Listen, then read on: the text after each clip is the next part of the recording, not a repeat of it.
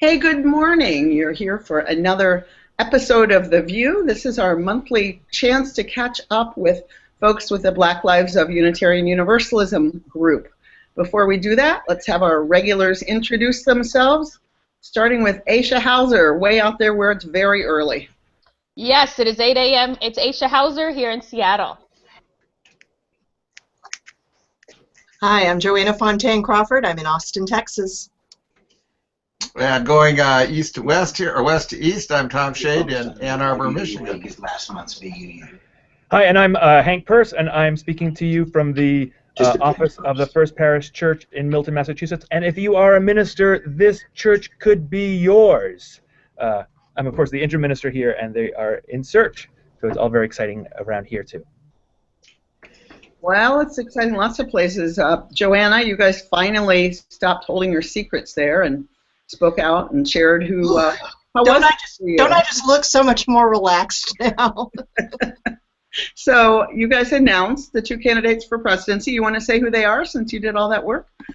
Yes, they are the Reverend Sue Phillips and the Reverend Allison Miller. Now, I don't know if you're even allowed to say this, but people have asked, did any men put their names in at all? So we are, at this point, the Presidential Search Committee is pretty much going to go radio silent until after the election, because we want the entire, at this point we feel that all of the focus should be on the two candidates and their vision. And you want to write a book about it later, I'm sure. Yeah, that's it. Tell all. I will. I do feel comfortable sharing this, and that is with both of these candidates, we were completely unanimous, and we're really just blown away by both of them. Yeah, they're two good candidates. I'm excited about both of them myself. I think it's going to be a good election, and hopefully we'll learn a lot about, I don't know. Either way, the torch will be passed to a Gen Xer. That's got to be. Yay! And either way, it'll be a woman, and that certainly makes. Yay! I was in several. Unless Tom decides to run by petition. Well, he could. He could. So. Really? Come on. I'm not muted. Oops. We're gonna have. Right. We're gonna have both candidates on as soon as we can. We're trying to figure out dates. We'll have them on separately so they can introduce themselves to the group. But yeah, pretty exciting. Pretty exciting. What else is going on? Aisha, anything?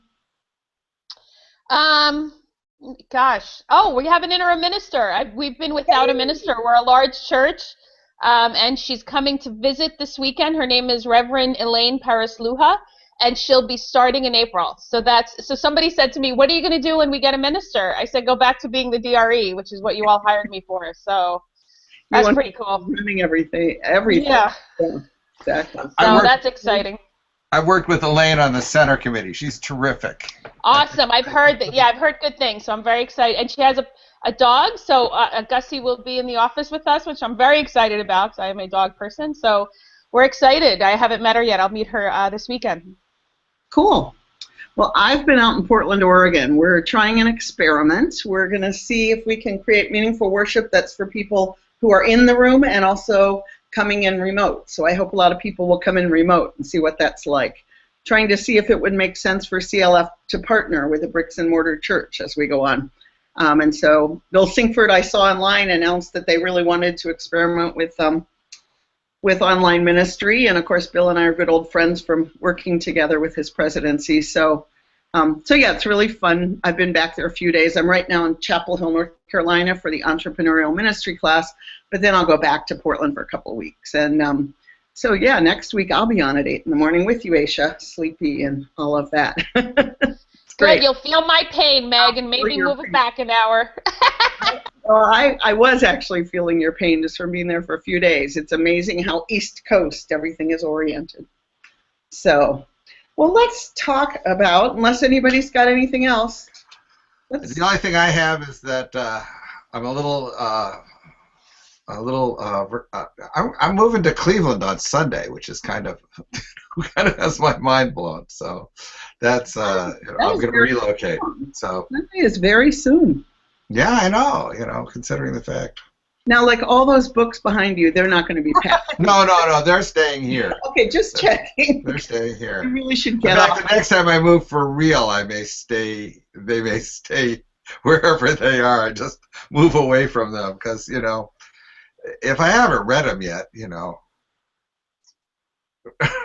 what is it, 2 piles of books, the books I haven't finished and the books I haven't started, so. Yeah. When I left D.C., many, many seminarians came to my house and were very, very happy. I gave away many books that I thought, I can look online if I need this reference. I'm just waiting for them to invent the way that we can download them straight into our brains. Wouldn't that be good? Wouldn't that be good? Just like, little output. Yeah. I got too much junk in there already. So I'm delighted to say we have 3 folks today from Black Lives of Unitarian Universalism. Carlton Elliott Smith coming to us today from Mississippi, Kenny Wiley from Denver, and Leslie Mack, I forgot to ask where you are. You're home in Michigan. Grand Rapids. I'm home for a few weeks, actually. I'm home. So all right. Did you actually get a sabbatical, or was that a dream? Well, I slept a lot, so that's a plus. So, yeah. Good. That's great. Well, let's start with you. We just went through Martin Luther King weekend, and I know the whole Reclaim MLK effort was underway. What do you think? Yeah, it was really great. I know I wanted to talk a little bit just about the concept of Reclaim MLK and kind of the evolution of it, because I think it's really important for people to note the trajectory of the movement and the growth that it has, year over year and month over month. So Reclaim MLK was actually started last year, so MLK 2015, and it was a weekend that organizers and activists across the country looked to kind of take back the message of MLK and this notion of what we should be doing. I think the message, of course, of MLK has been distorted, and also the purpose of the holiday had been distorted into this idea of service and what that means. And so last year we spent a lot of time crafting different messages and a different way to celebrate the holiday and really taking action in our communities and challenging the status quo in many areas, which was really amazing and wonderful. I actually was part of a Reclaim MLK action in Philadelphia. We had a huge march and some amazing speeches and a really great effort of bringing folks together, organizations together that hadn't happened previously. So building on that for the last, I think maybe 2 months or so, eight weeks or so, organizers nationwide have been meeting together once a week to kind of discuss what this year's Reclaim MLK will look like. And so the concepts that we brought together were this general message of divest and invest. And so we wanted to really bring home the idea of pushing the narrative of Reclaim MLK a little further than we had pushed it the previous year. And so Saturday we saw actions that were meant to draw attention to institutions and systems that have failed and continue to hurt Black people. And we saw lots of amazing actions, and now we saw in Chicago the taking over of a police credit union in Chicago. We saw lots of amazing actions. And then on Monday, we looked to shine a light on the resilient and strategic way we can build our community, protect one another, and inspire our people. And we saw amazing actions. We saw in the Bay Area, the Bay Bridge was shut down by amazing collective of LGBT, mostly women, out there in the Bay. We saw in Denver the complete taking over of normally, I guess I'll put it strategically, commercialized, I guess that's a good way of putting it, commercialized march for MLK, and we saw activists completely take over the entire spirit, message, and space of that action, which was beautiful to see. Just amazing actions across the country, and I think it's really important that we highlight these things, because what we'd like to see is our communities, our UU communities, our UU congregations doing that same thing and having growth and having movement, so that we're not hearing the same types of sermons, the same types of messaging, the same types of music all across the board at our congregations every year, because we want to see growth. We want to say, okay, we said these things last year, and what have we done in a year to build on that? What have we done to push this narrative further? What have we done to lift up this message and this fight for Black liberation further in the last year? And so I just wanted to highlight those things and make sure that people are aware of them. People can go to reclaimMLK.com to read a lot more about the concepts that were presented, and I was lucky enough to be on all those calls with these organizers nationwide, and I can't even say enough about how impressive and brilliant, and I mean, I literally just sat and listened every week. I didn't have much to contribute because they're much smarter and more clever than I am. But what they've come up with and the details that are there are really amazing. So I wanted to lift that up for folks. You did that from a variety of different groups in the different cities? Yeah, it was definitely a concerted effort, and so the first calls that we had were strategic calls, so we kind of went to target large cities and contacts we already had, some through many different organizations, Black Lives Matter, and the Blackout Collective was a big spearheading force through that, and also M4BL, which I'm a part of, was also a big part of that as well. So the first couple of calls were kind of like, okay, we know these people personally, and so we're going to invite them into the convo, and then from there, kind of having those folks bring other people within their networks and in their cities to the table, and kind of grew from there. And so there was a combination of public events, which would be events that people would know about ahead of time and we wanted to get the general public involved with, and then obviously some more covert actions and operations that were a little close to the vest and not aware of until they were sprung on folks when they occurred. So it was a really amazing collaboration process. We had a legal team that was involved in kind of consulting with everybody on the actions they were planning. We had a communications team creating images and content and press releases and everything for all of them. So it really was kind of about putting together a cohesive message that we could promote and continue to build on leading up to MLK Day and then beyond that. So. It's really amazing to watch how local these things are, and then the support. I just really see such a creative use of media and communication that couldn't have happened, I think, even 5 years ago. Absolutely. I mean, I think, again, that's part of the growth of a movement like this, where we're looking to make sure that we're progressing further, that we're bringing more people into the fold, and that we're creating lasting connections so that we can continue to work together and have a cohesive message going forward. This movement is so much about bringing what your individual talents are to the movement and using them in any way you can. And part of that is connecting folks and making sure that we're all pooling those resources together, really using them in an effective way. So. Yeah, that's great. Yeah, it was hard to be out of Minneapolis. I know a bunch of stuff went on there, and I wasn't there. But yeah, it's really exciting. You know, I should have said in the beginning, we had our first meeting showing up for racial justice, a group to really mobilize white people around these issues, and 182 people showed up on Saturday. We thought maybe 50, 60, and it was amazing. So I see this movement has generated so much energy. It's really exciting. Carlton, where have you been in all of this? What are you up to with Reclaim MLK? Well, I had the great privilege of being the speaker this past Sunday at the All Souls Unitarian Universalist Church in New London, Connecticut, with our colleagues Carolyn Paterno and Caitlin O'Brien. That was a really wonderful occasion to be there. They have a tradition that they started fairly recently where they have 2 services on Sunday morning, and between the 2 services they have a large Black Lives Matter banner that's in the sanctuary that has the name of the congregation across the bottom of it, and between the 2 services they take it out to the street, and they go out in front of their large sign in front of the church and take the banner and sing and wave at the people who are passing by and show their solidarity that way, and then take the banner back inside. So I really appreciate the solidarity that we are receiving from the good folks in New London, Connecticut. And I preach. Ooh, my phone's ringing. Hang on one second. Let me decline this. So the thing that I really appreciated about being able to be there on the King holiday was to have another opportunity to reflect on his legacy. And it's easy to get stuck in doing kind of like the same thing every year and saying the same things every year, which I think is what Leslie was pointing to. So every time I have a chance to speak about Dr. King, I'm looking to see how I can look at his legacy, look at his contribution from a different angle. And for me this year, it was, in past years, for example, one year it was looking at it from the angle of the Dreamers and the Dream Act. This is when that was very much in our consciousness about 5 or 6 years ago.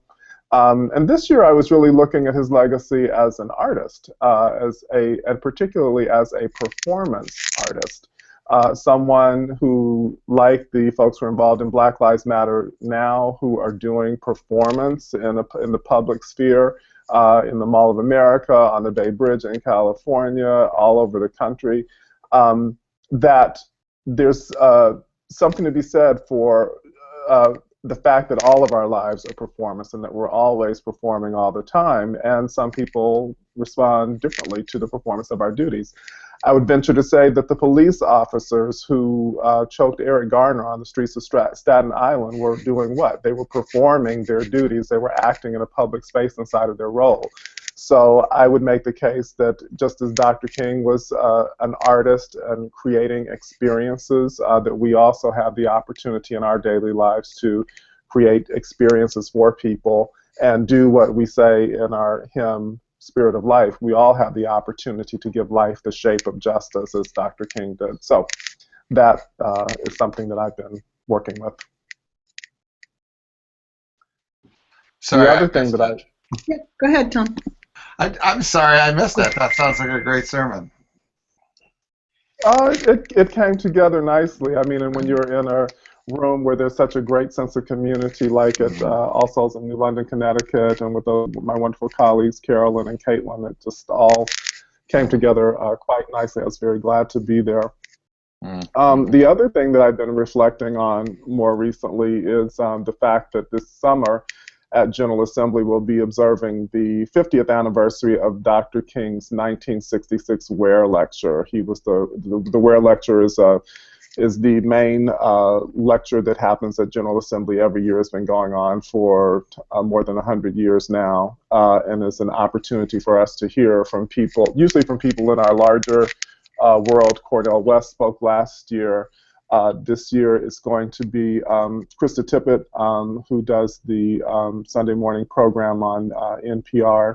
On Being is the program that she does. So we have these people from the wider world who come to speak. And in 1966, which would have been 3 years after the March on Washington in 1963 and 2 years before Dr. King's assassination in Memphis at the Lorraine Motel, Dr. King came and spoke to Unitarian Universalists at General Assembly on the theme of don't sleep through the revolution. And in his Ware lecture, he did a comparison of today's, of the times, Christian folks and Christian ministers and people of faith in general, did a comparison between them and Rip Van Winkle, who went to sleep under King George and woke up 20 years later under the presidency of George Washington. So he missed the whole revolution, and Dr. King challenged Unitarian Universalists at the time not to sleep through the revolution, to stay woke, to go to the vernacular, as we would say it today, but to stay awake and to be an active participant in bringing about change. And so I encourage everyone who has the opportunity to check that out online. If you type in King 1966 Ware, W-A-R-E, the whole transcript will pop up very readily. So it's a great time to be reflecting on his legacy. The other thing that comes to mind for me is our colleague, ministerial colleague, Rosemary Bray McNack, a few years back. She's now the president of Star King School for the Ministry, wrote an article for the UU World about a conversation she had with Coretta Scott King about why she and Dr. King did not become Unitarian Universalists back in the 1960s, although they were very much in solidarity and aligned with Unitarian Universalist principles, probably even more so than with Baptist principles and ideas. But the reason is because she knew that because he and she knew they weren't going to be able to build a strong black base as Unitarian Universalists. So they made the political move as well as a theological move to remain solidly inside the African American community, the African American Christian community from which they could build that base that, of course, transformed the landscape of what was possible in the U.S. around racialized identity. So much to think about this week of Dr. King's birth. I mean, dwelling on Rosemary's piece a bit, there's so many, I mean, I keep rereading that, and every time I do, I see it anew. There's the practical, political reality of building a base, and then I think there's the theology to build the base. And lately I've been really wondering if UU theology holds the ability to build that base as well as the politics. Have you thought about that? I mean, do you think it was theological as well as political, or?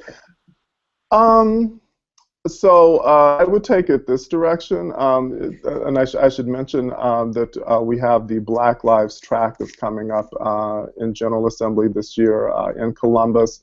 One of the things we're going to be covering is anti-Blackness in global context, and we can say that the United States definitely was founded on an anti-Black foundation, on an anti-Black platform. And our Unitarian Universalist tradition is no exception to that rule. How could it be? You know, having been started a few years after the American Revolution with some of the very same power players involved in that pushing it forward. So I would say that the theology, there's so many thoughts that are running through my mind now. Some folks have talked about the white woman's Christ and the black woman's Jesus, where there's sort of like reverence for the title of Christ for white women, where there's reverence for the personal relationship with Jesus that happens for black women. So I say that to say I think that we come into religious life with radically different experiences and different needs. And a lot of that has to do with how we are socialized based on our racialized identities. And as I was saying, we had a big meeting of our congregational life staff nationally in Boston last week. And as I said to some of my colleagues there, based on how we are perceived or what our racialized identities are in U.S. context, we're going to have different experiences both inside the church and, you know, by the time we step outside on the street and somebody's trying to catch a cab or just trying to get peacefully from the church to their home. We're going to have some of us are more likely to be stopped and frisked than others are. And so I'd say to the extent that Unitarian Universalist theology represents that of the ruling class of its origin, which was based on the needs of land-owning wealthy white men at the beginning, and we've had, you know, centuries of disenfranchisement before that and centuries of disenfranchisement after that, that there's a way in which the theology, the principles are, I'd say, are solid, and the way that they're lived out is different based upon where we stand. I'd say that one of the things I noticed this past week is Stephen Colbert had DeRay McKisson, one of the activists in the Atlanta area, I believe, on his show recently. And he exchanged seats with DeRay as a sign of solidarity with Black Lives Matter. But he also said in that conversation, well, you know, and he asked DeRay, what can I do about my privilege? And Stephen Colbert said, even before DeRay could respond to that, I'm not giving up my money, and I'm not giving up my show. So he made that very clear up front. But it points to the fact that I think a lot of people want things to work out and the tables to turn without actually making the sacrifice of giving up things that are dear to them or trying to level the playing field a bit. And I think that's where our theologies diverge too, that some of us who are empowered and want to stay that way, and some of us who have been disempowered and want to see the things leveled out a bit. But those are somewhat divergent intentions. Yeah, thank you. Kenny, you wrote quite a piece on Facebook that has got hundreds of people in conversation, as you often do. It's inspiring to see the way that you do that. But you talked about a youth conference that you were at. Do you want to share that story with us and talk about what you've made of it?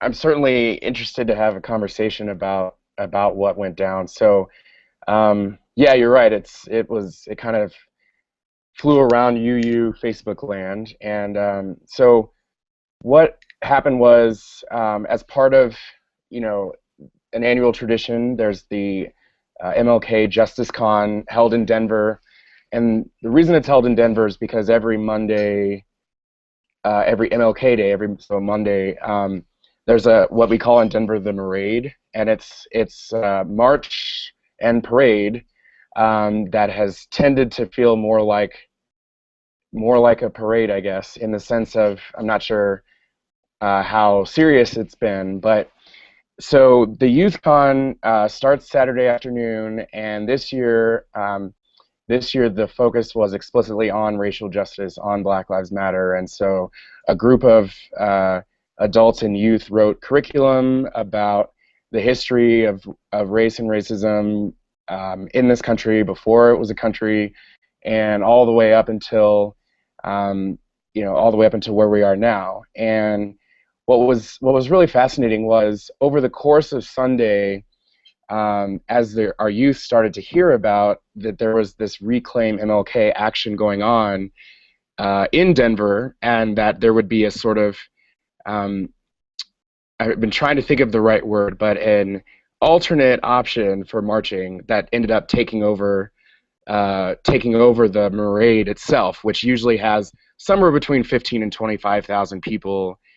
And so there was the question of several of the youth wanted to be part of that reclaiming, and that because they were moved by what they'd learned at other youth cons and what they were learning at this one as well. And so there were about 70, 75 youth and 8 youth of color, and several of whom identify as biracial, and several of whom grew up with mostly white friend groups, and in some cases in white families. And what was so interesting was the details of how kind of became the largest conversation, in the sense of there were youth and adults, white youth and white adults especially, who felt like we shouldn't do it unless everybody wanted to, because there was some risk. I mean, it's technically breaking the law, right? And to march in a way that's, the Marade, all the main streets are blocked off and everything. And so it's obviously, those who work with youth know there are a ton of logistical questions. Can we even do this at all? All of these things. Well, several youth, white youth and youth of color, said basically we're doing it anyway, at which point several of us as adult advisors in the room felt like, okay, so they're going to do it whether we sanction it or not, so how do we support them? How do we help them do the work and ministry they're trying to do? And the group, so the white leadership, youth and adult, since they decided we needed a unanimous vote, that it was said that we wouldn't do it. At which point one youth of color in particular, a black girl from the state of Colorado, she said how disappointed she was in that she felt like the group was willing to talk the talk but not walk the walk, in this case literally. And I think the reason I wanted to bring this story, other than that it's just interesting in general, is because what happened when she said that, and she she has been very up to date with Black Lives Matter, but what happened was so illustrative, I think, of the ways in which really well-intentioned white adults and youth can sometimes super get in the way. Is that there's this way in which everybody congratulated her for how brave she was and thank you for sharing, and then moved on, and all right, well, now we're going to go to whatever was next on the schedule. And as I felt and I looked at the faces of other youth of color there, it just became clear, okay, so if we don't address this, we're just going to move on and people are going to leave really wounded. And that so what we did was myself and two other adult advisors of color, we talked to the girl, and she. Can I just pause for 1 minute? Yeah. Say what a wonderful phrase it is to hear myself and a few other advisors of color. Yeah, you're telling me. There are so many of our conferences about which that phrase could not be uttered. So I just wanted to pause and like honor that little phrase that you slipped in. Yeah, I think you're right, Meg, and that was so important that there were 3 adult advisors of color that, and we were able to like hold the space. And so what happened was I went one by one and approached the other youth of color, and nearly all of them wanted to do a caucus, and without violating the trust of that space. What was so powerful was they in one night went from this sort of, well, I guess this is just kind of the way it is and the group's going to move on, to wait, we have power and we need to tell our white youth and our white adults especially how they've hurt us this evening, and what we'd like to see going forward. And so they led us, I want to move into the discussion phase of this, but what they did was they led us to the space where they helped the adults see we don't have to all march in the same group, and that some folks where they are, including one person of color, they wanted to be in the main march, and they also had a good time. And most of the youth, well over half, ended up marching in the unsanctioned march, and just kept talking about how it was one of the most amazing moments of their lives to be with these Black Lives Matter activists and others, just like reclaiming space in the way that they had the night before, that Sunday late evening, as they talked for 2 hours in the caucus. And the last little bit of thing I wanted to say before we have a discussion about it is that when they picked 4 youth of color to talk to the white adults, and to have myself and Jamil Scott sort of lightly facilitate that conversation. And what they said in that space was that what they needed wasn't to hear how inspiring they were. What they needed was sometimes, to the phrase I'll never forget, sometimes we need you to get in the way, and sometimes we need you to get out of the way. And what they meant by that was sometimes they need you to get in the way of, of sort of racism and white supremacy and help us deal with these things. And then other times we need you to just get out of the way and support us because we know what we need. And that was just so so moving. So with that, it was their own reclaiming, and there happened to be a sort of practice for Reclaim MLK in the same church at the same time. And so a lot of the folks I organized with, a lot of the Black Lives Matter Denver folks, were in the church, and 3 of them took time to join the caucus for about 45 minutes. And so the youth of color, these are like 14, 15, we don't even have any seniors. These were 14, 15, 16-year-olds asking these, grown activists, like, how did you get to where you are? And just an incredible space. And it just spoke to the ways in which really well-intentioned, really like kind-hearted folks can sometimes really mess things up. But I just give everybody there a lot of credit that we worked through the pain and built something that honored where folks were, and recentered, and those youth of color felt recentered. First of all, Kenny, thank you so much for sharing. Sorry, Meg, is that okay if I talk? Okay. Thanks, first of all, for sharing that reflection both on Facebook and then coming to talk today.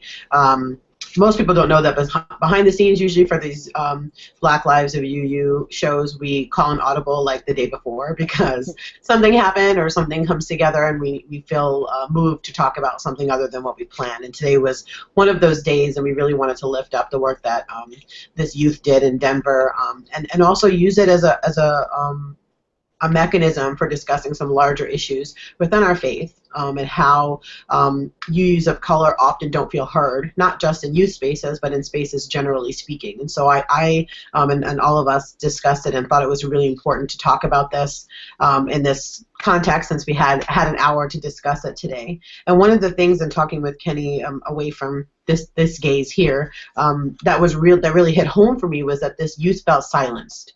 And I think that that's a really big piece that we need to discuss about how UUs of color feel silenced, and this general push to calm things down, to put a bow on something, to stick to the schedule that gets elevated over actually having meaningful change and dialogue in a room.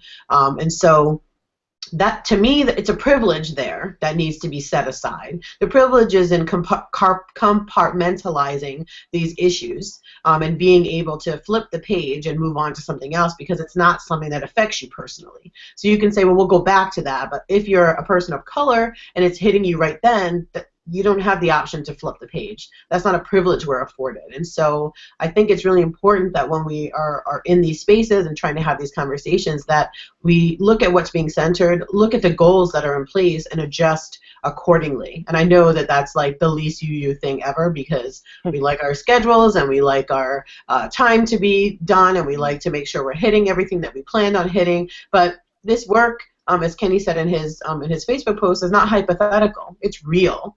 It's real feelings, it's real people, and it's real situations that we're dealing with. And so I think that we need to add this human component back into the work that we do, because without it, it becomes meaningless. It becomes lip service, and it's really important that we highlight that and lift that up.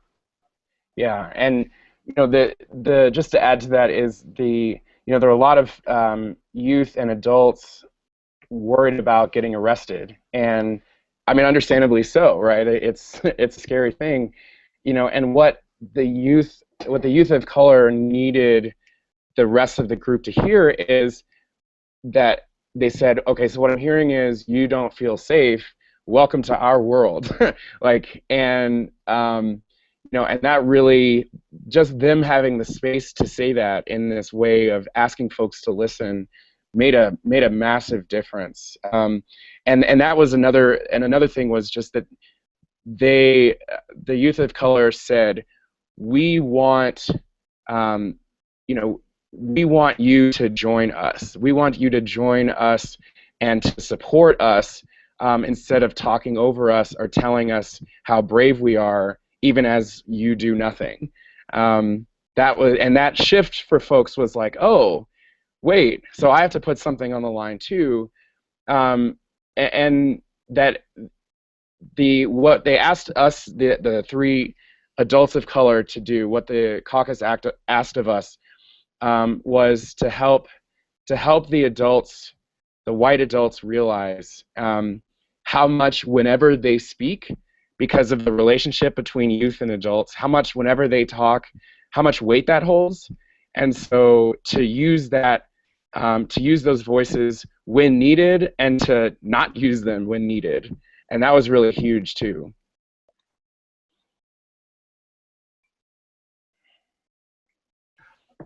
My observation has been that UUs are incredibly sophisticated at like a whole bag of a toolbox of like right relations, consensus, a very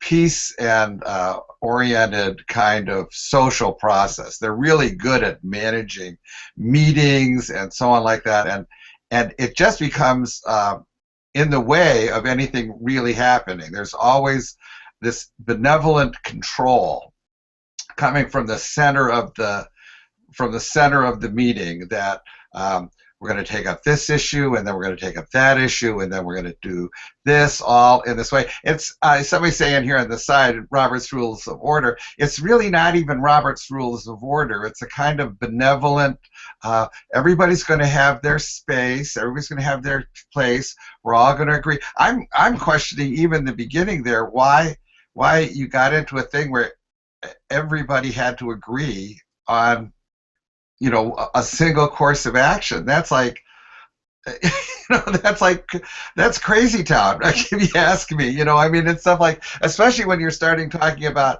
a disruption to a, you know, to a mainstream co-opted, commercialized, was the word Leslie used, you know, event. You're going to disrupt something, and you want everybody to agree. I mean, that's how can you couldn't build a way to cut off any possibility of change or action or any new leadership coming up. You know, I mean, in some ways, Unitarian Universalists, you know, so many people, adults, are in the helping professions, are therapists, have facilitated group therapy sessions and all these things. I mean, there's all of that kind of toolbox available, and it can be very controlling. Very controlling. And it's designed, Hank is going, are we afraid of conflict? We're working to keep conflict from happening. Yeah. Everything gets smoothed over. That was the biggest thing, was you could feel the tension in the room, and the white adults, and these are folks I've worked with since I moved to Denver, what they were working to do was have the conflict go away. And what Jamil and I told them was, no, this is exactly what we need. Yeah, the idea that you couldn't get a unanimous vote on one sentence, right, in Unitarian Universalist Church. How are you going to get unanimous vote on joining this huge action? But yeah, the conflict piece, the tension piece, the difficult emotion piece, that was stuff that there's just so much fear about. And so what they did was, the silencing happened not because anybody said the words, your voices don't matter. They just tried to smooth it over way before we were anywhere near needing to do that. We needed to sit in the room, sit in the awkwardness, sit in the silence, and ask ourselves hard questions. Yeah, I sometimes wonder, you know, I mean, one, Kenny, just hearing you speak, you know, the part of me wonders, like, it sounds like so much of just regular issues that teens have in our churches with adults, of adults, once again, wanting to be peacemakers. I mean, what did Friedman, you know, the great sociologist and psychiatrist, talked about, that if you have someone really creative and really, you know, amazing, the way to stymie them is to give them a boss who's a peacemaker, you know, and that will just kill it, you know, and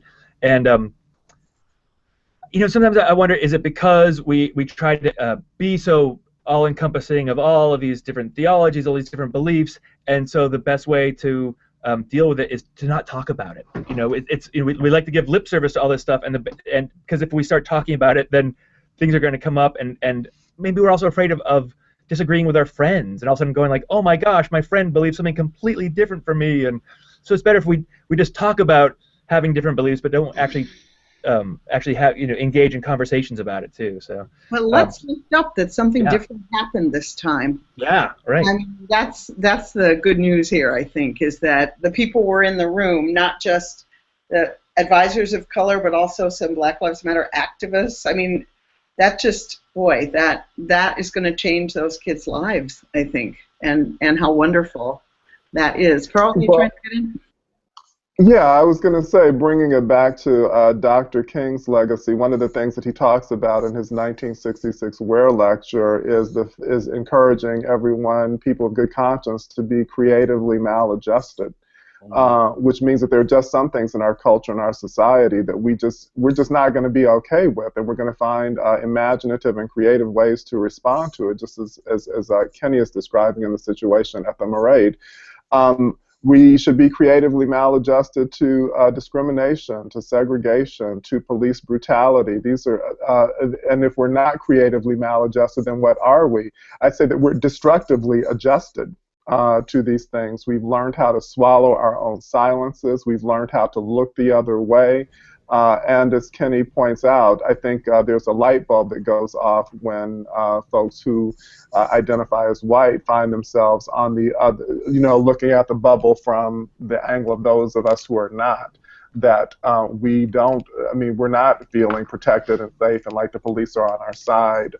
So I think that, for as long as people are becoming aware, I hope that more and more people will become creatively maladjusted, as Dr. King suggested 50 years ago. My experience. Go ahead. Sorry. Because I'm in the middle of an issue with that involve youth of color. One of them is my son, and another youth at a fall conference here. And what I'm finding is with this idea of, first of all, there's no such thing as conflict avoidance. It happens, and it's much worse when it finally does. What I'm finding is this idea of conflict avoidance among white UUs is actually a way of maintaining control. And so what happens is it's wanting to control the whole situation, not wanting to hold people accountable. And I have found myself, it's the story of my life, is when I keep saying something's wrong, something's wrong, something's wrong, I'm told, here's another tactic I will use, don't triangulate. So I said, I've been thinking about that. I've been told don't triangulate when I've tried to advocate for change or for accountability, and that's another form of control, is being told don't triangulate. And and I've only heard, I will say I've never heard it from my UU colleagues of color, ever. In fact, when I go to a colleague of color with an issue, I'm heard, I'm given advice and guidance. If I try, some, not all, some white UUs will say to me, colleagues, well, don't triangulate. And I'm like, so I'm passionate right now because there's a white man called youth of 3 out of the 4 youth of color got in trouble, toxic and bad. And I've now been fighting to get this person held accountable, and this person is very prominent in the youth community here in the Pacific Northwest, and he's untouchable. And I said, so the message is that basically if you are untouchable, if you are a white male who's been in youth community and adults, you could do and say whatever you want, and I'm the one who's being, basically written off as the troublemaker. So this is bringing up so much for me, Kenny, because there's no accountability if you are a white UU. We have to not have conflict. We have to work together. It's Joanna, you said it, trading integrity for tranquility.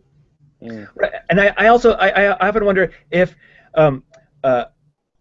we as white Unitarian Universalists allow, like, the only people who are going to bring up conflict are people of color, and that we've sort of created this like path, like, well, we don't want to actually come into conflict with our other white colleagues. But look here, here are our colleagues of color, and maybe we should listen to them. And it's sort of like it's culturally appropriate for them to be upset, but not for us. It's also weird. I haven't thought it all through, but this, like, I just kind of keep seeing that over and over again.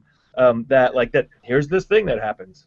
Yeah, that's a really good point. I was at a conference this summer with tech and social justice people for like 5 days, and one of the presenters said, hey, there's a huge massive movement happening now. What is it? Like, posed to the whole group. There were maybe 13 people of color there out of 100 plus folks, and all of us, all the people of color, refused to say anything. We were just like, I'm not going to be the one to say the Black Lives Matter movement. And it was like silent for like 5 minutes where nobody said anything. And it was, finally somebody said something, and it ended up being a woman of color. And I just immediately said, I think it's really telling that you all waited for a person of color to say this thing. And so we have the same dynamics in our pews, in our congregations, in our faith, where the only people talking about these issues are people of color, and then we are made to feel like we're troublemakers, we're always complaining, we don't like anything, we are always the ones that have to be making people feel uncomfortable, and it's like we're uncomfortable anyway. So that's the first thing. And then the second thing is that if we are meant to have a goal of harmonious life together, then we all have to be made to be uncomfortable first, and then we can work together to create harmony. It's not a situation of, well, I'm already harmonious and you're bringing me into this depths of being uncomfortable. And you know, it goes back to what Carlton was saying about giving a privilege. There is a privilege in that tranquility. There is a privilege in the comfort of not having to worry about these things. And that's what we're asking folks. We're asking our fellow UUs that are not in this position of feeling it on a day-to-day basis to examine in their lives, in their congregations, in their sermons, in their interactions with UUs of color. Is examining the privilege they have and their comfort of not dealing with these issues and what that can look, how different that can look if they challenge that. Kenny, you trying to get in there? Yeah, well, you know, one of the reasons I went back and forth about, do I put this on Facebook, do I not? I wanted to respect the experience that our youth, all of our youth had. And I decided to because what would have been really amazing, and is that had there been a white adult leader in the space who could have just said, why are we so obsessed with sticking to the plan, or with like everybody, each making sure that no youth of color, no youth at all feels uncomfortable.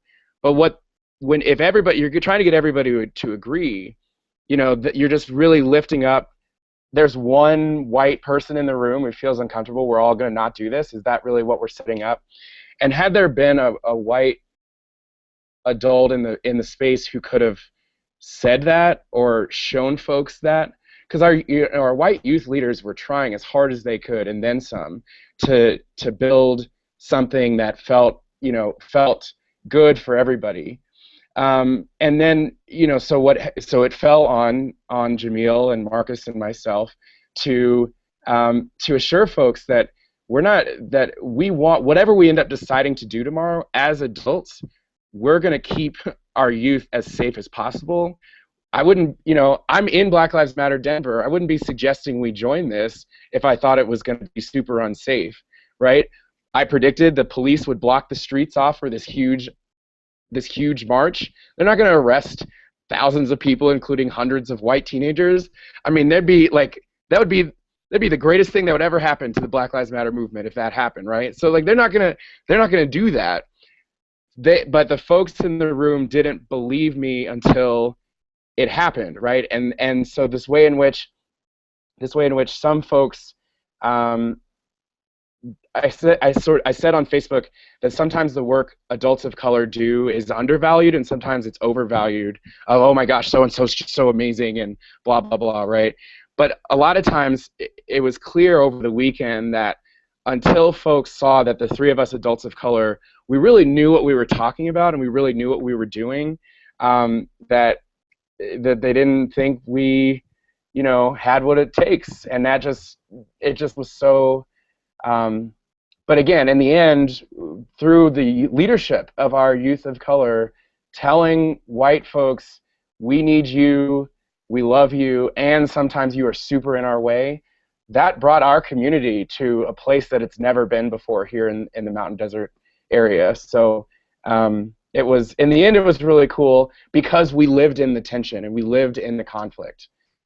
Amen. Congratulations. I hope that will ripple out into the wider youth and adult world. I was just going to mention I preached MLK Day, and what I did was use some of the letter that the white people wrote to King that inspired the letter from the Birmingham jail, and talked about how much I could see myself in it, and I could see my culture in it, and part of me that's always going peace, peace. I could really play both sides of it because I want comfort and I want privilege, and I have this child who will not stop pulling me out, and so I could really kind of give a lot of people space. And while some people told me later that people next to them stomped out angry, which was fine, a lot of people really, I think the white people, I know all that from the inside, and I just talked about how that theology of peace is really a theology of injustice, and is that really where we want to be? anyway, those words. I hadn't looked at the white people's words for a while. I use Birmingham jail all the time, but they are so exactly what people are saying on Facebook today. I mean, just day after day after day. And so anyway, there are a lot of ways that Dr. King's legacy, sadly, is just word for word. They're saying, wait, be peaceful until the courts have their say. I mean, it's just word for word. So, yeah, I love the way that the legacy is being pulled in. Joanna, you want to say what you're typing here? Just an FYI, since we're getting to the end of our hour, the Hotsclaw sentencing is about to happen for those who have been following that case. That is the officer who raped 13 women, all of them African American. And if you want to follow along with that, if you follow hashtag Hotsclaw on Twitter, there are people in the courtroom reporting on that. And a nod to Katie Cartman, who's been watching it for me on Twitter and told me she'd tell me if any decision came in, but I should have understood that my panelists here would also be watching that. And I see, Leslie, that you are too, of course. So we're coming to the end. I want to ask our guests for final thoughts and words.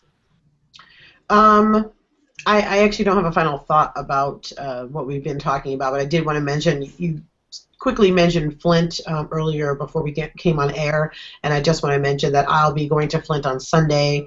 Ferguson Response will be, we're going to be targeting 2 communities that have been left out of the donation cycle. No water has been brought to public housing at all. All of the donations that have come, none have been brought to public housing, and the inmates in Flint are still 100% on contaminated water. So they're drinking, bathing, and using solely contaminated water with no filters. So we'll be heading there Sunday to focus on those 2 forgotten communities and bringing some relief there. I expect it'll be continued, as often these marginalized communities are not serviced in the non-profit industrial complex and ways that people get donations. So I just wanted to lift that up, and you can go to fergusonresponse.org for information on that and donating to help us in our efforts there. Go ahead, can you go? Okay. Yeah, what I was going to say was that our youth of color in the Unitarian Universalist Church, they don't need your praise. They don't need your sort of paternal, I don't even know the best word, but what they need is your support and your guidance and your willingness to sit in uncomfortable moments. That when they share how they feel about white folks, except that they're also probably saying they love you, they just need something different. And I know that can be true for not every person of color in our faith, but as folks go on their journeys, just I think support is needed more than just words that can sort of have the intent of praise, but often can feel like silencing. So that's going forward. That's what I'm going to be really pushing and working on.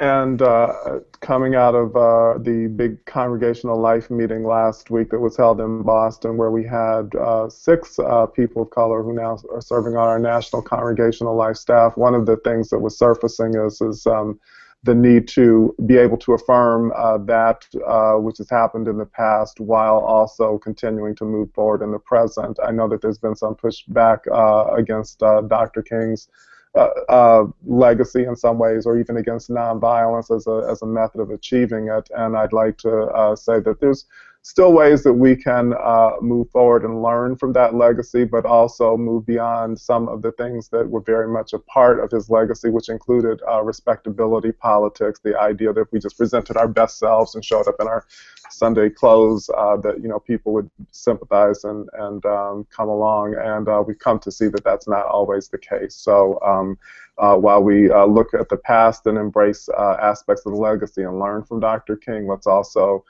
continue to look at boldly at the realities of our present time.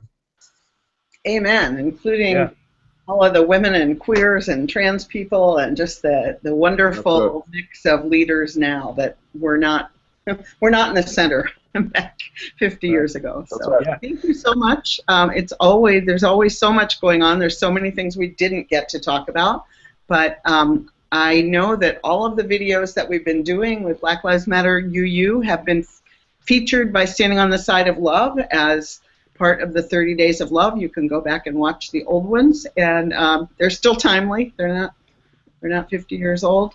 Next week we'll have Keith Cron here talking about the search process. And any other last words from anyone?